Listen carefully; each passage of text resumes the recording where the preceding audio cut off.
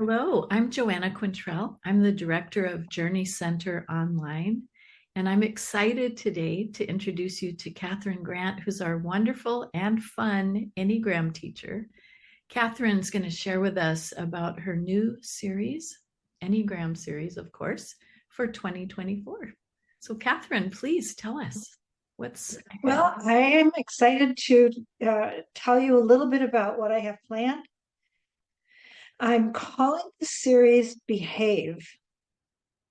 And if you know the scientist Robert Sapolsky, he wrote a whole great big giant book with the title Behave. And then he followed that up with Determine. And they're interesting and in depth and a little bit boring. Long looks at why we behave the way we do. So we who are in the Enneagram world have some clues about that. And one of the places that we have a clue about is in our vices or passions and our fixations. And so I thought, wouldn't it just be fun? Of course, it's fun. Wouldn't it be fun to take a closer look at how our vice underlies these instinctual hits, underlie what we do, why we do, and gives us some clues about why other people are doing the things they're doing. So we'll look at each style individually. We're going to devote one session to each style. Um, if you would like to read those two books, you better start now because they are huge, but it certainly is not necessary at all. The other book that I will be referencing, it is not necessary to read it. Character and Neuroses by Claudio Naranjo. And this is the more recent edition, 1994. His earlier one, which is also smaller and much more beat up, is Enneagram type structures. If you have them, you can, look through them if you'd like. It certainly is not necessary for the course. We're going to be looking at them piece by piece. The reason I'm doing this is because when I learned the Enneagram, passions and fixations were kind of at the bottom of the stack. They were the things we were sort of, well, that's there, but let's not look at it too closely because those are dark. Those are bad things. And I thought, why don't we bring those dynamics out into the light a little bit and see how they help us? How do they help us to understand ourselves and then understand others a little bit?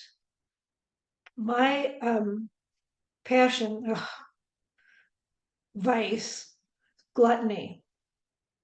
And I thought, well, shoot, I don't want that one. That's what everybody says. Can I have a different one?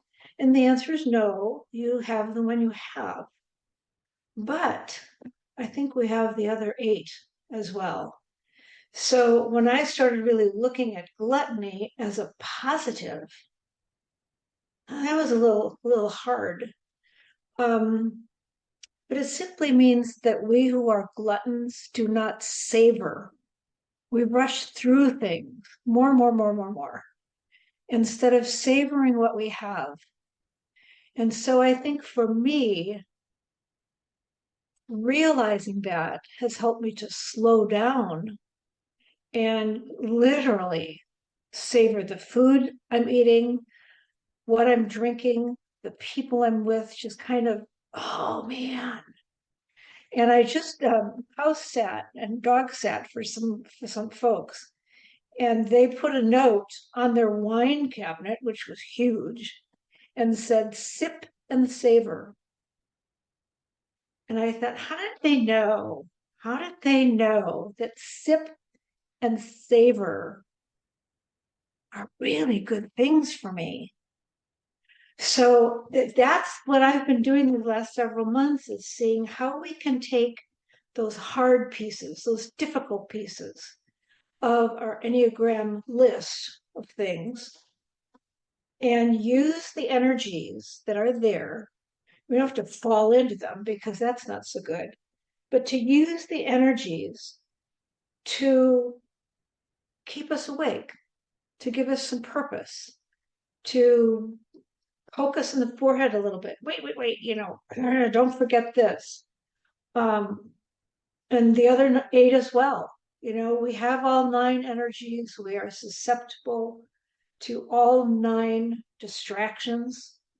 So that's what this 9-week workshop deal is going to be about. Looking at the vices and passions. Those are the same. I just like vices better than the passions. And also our fixations. My fixation happens to be planning, and I've been planning this for a long time. I can't wait to do it and get it over with. But what does planning do? It keeps me from being here. And that's what planning does for you as well. It takes you out of your present and pushes you into the future. There are some things we have to plan. Buying airline tickets before the day you're leaving is good planning. But we'll take a look at all of those fixations, all of those vices, and parse something out that's helpful, that helps us be aware. And also, I believe, helps us understand others. Everybody has one of these, and we know a little bit about a person.